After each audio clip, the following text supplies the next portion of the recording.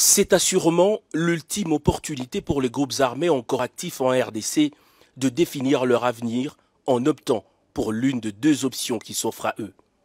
Suivre le programme de désarmement et réinsertion sociale ou subir la rigueur de la loi, le choix leur revient. Ce lundi matin, ils étaient près de 200 à prendre part au troisième round de consultation politique de Nairobi, présidé par Ndayishimiye, président du Burundi et président en exercice de la communauté des États de l'Afrique de l'Est. Le président Félix-Antoine Tshisekedi, qui a pris part par visioconférence à l'ouverture de cette discussion, a en garant de la nation tenté de réanimer l'âme patriotique de ses compatriotes. Souvenez-vous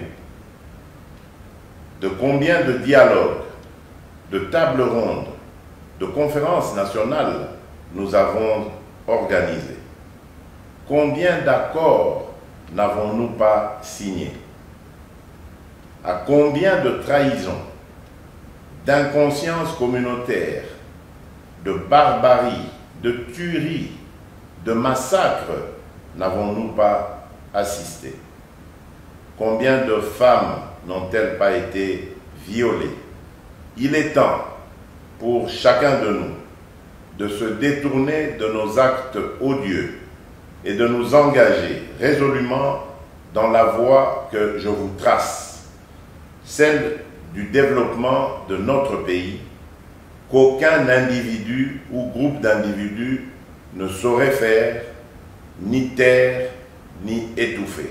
Cette discussion avec les représentants des groupes armés et la société civile de province de l'Est du pays devrait aboutir à une feuille de route pour formaliser la cessation définitive des hostilités et intégrer le PDDRCS qui, contrairement à l'ancienne vision, se fonde sur une approche du désarmement et démobilisation en mettant un point d'honneur sur les relèvements communautaires, suivant laquelle la réinsertion des ex-combattants se fait dans une logique de cohésion sociale au sein des communautés et non au sein de forces armées de la République.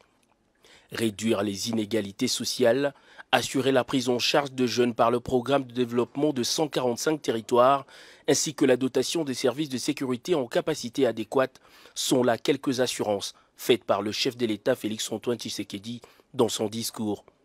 Concernant le cas de rebelles du M23, le commandant suprême reste ferme.